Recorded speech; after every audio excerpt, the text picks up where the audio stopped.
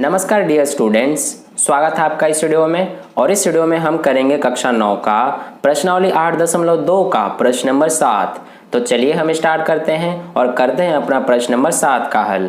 तो देखिए प्रश्न नंबर 7 में हमसे क्या पूछा गया है कि ABC एक त्रिभुज है जिसका कोण C समकोण है। कर्ण AB के मध्य बिंदु M से होकर BC के समांतर खींची गई रेखा AC को D पर प्रतिच्छेद करती है।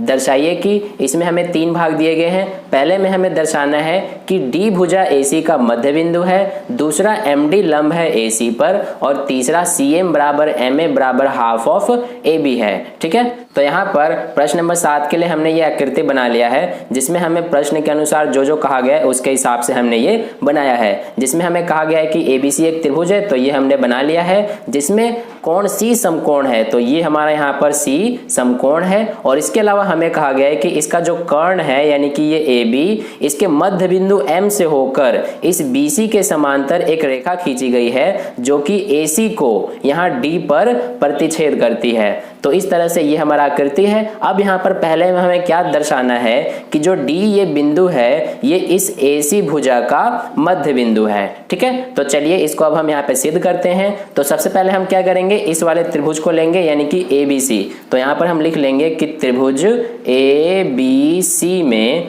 इसमें क्या होगा हमारा कि देखिए यहाँ पर जो ये M है वो इस AB का मध्य बिंदु है। तो यहाँ पर हम लिख लेंगे कि M AB का मध्य बिंदु है। ठीक है, तो ये हम यहाँ से इसको लिख लिए हैं, ये M AB का मध्य बिंदु है। इसके अलावा इसमें हमें और क्या दिया गया है कि जो ये MD है वो इस BC के समांतर है। तो यहाँ पर हम लिख लेंगे कि MD समांतर है BC के। इन दोनों का रीजन हमारा सेम हो जाएगा कि ये हमें दिया गया है प्रश्न में। ठीक है, तो इसलिए हमने ये लिख लिया है। अब देखिए यहाँ पर जैसा कि हमारे NCERT बुक में एक प्रमेय है कि किसी भी एक त्रिभुज का उसकी एक भुजा के मध्य बिंदु से जो खींची गई रेखा है वो अगर दूसरी भुजा के समांतर है तो वो तीसरी भुजा को समद्विभाजित करता है। ठीक है, तो इसलिए यहाँ पर हम लिख लेंगे कि अगर MAB का मध्य बिंदु है और MD समांतर है BC के, इसलिए हमारा इसमें क्या होगा कि जो MD है वो क्या करेगा, AC को समद्विभाजित करेगा। यानी कि जो ये MD है ये हमारे इस AC भुजा को समद्विभाजित करती है। यहाँ पर हम लिख लेंगे कि MD AC को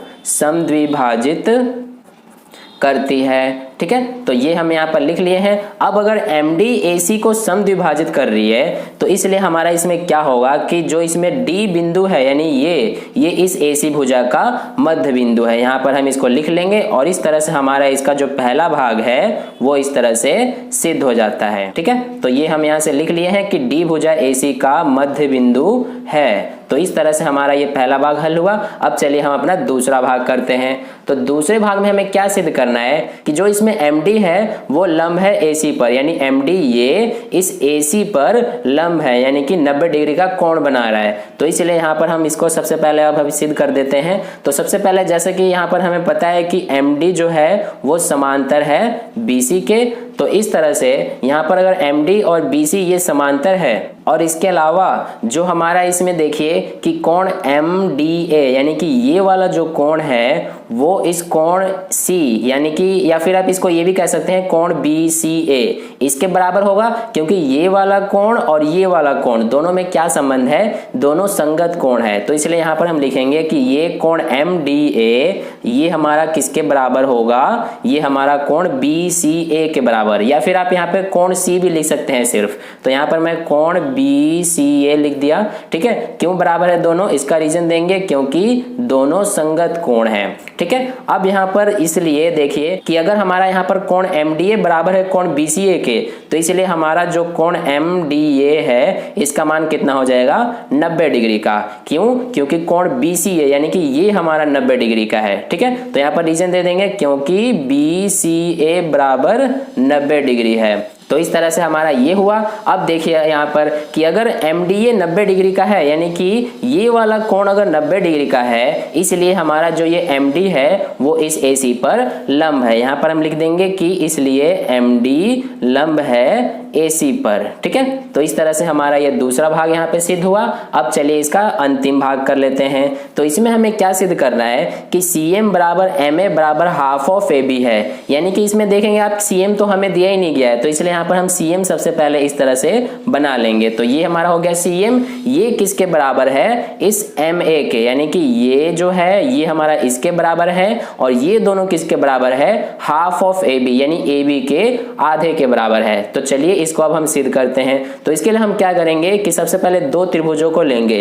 कौन कौन से, एक तो त्रिभुज ADM, यानी ये वाला त्रिभुज छोटा सा, और एक ये वाला त्रिभुज यानी कि CDM। इन दोनों त्रिभुजों को हम यहाँ पर सर्वांग सम सिद्ध करेंगे। तो यहाँ पर लिख लेंगे सबसे पहले त्रिभुज ADM तथा दूसरा त्रिभुज कौन सा है, CDM में।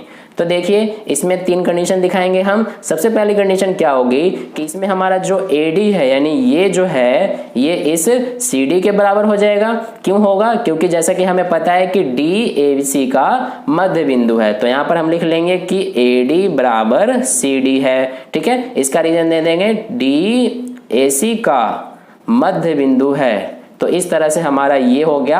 अब देखिए इसके बाद कि अगर यहाँ पर AD बराबर CD है तो इस तरह से हमारा दूसरा चीज इसमें क्या होगा कि देखिए यहाँ पर हमारा जो कोण ADM, यानी ये वाला जो कोण है वो कोण CDM यानी कि इस वाले कोण के बराबर होगा, क्योंकि ये पूरा हमारा क्या कोण बना रहे हैं, रैखिक युग्म। और इधर का हमें जैसा कि पता है कि ये 90 डिग्री का है, तो ये भी हमारा 90 डिग्री का हो जाएगा।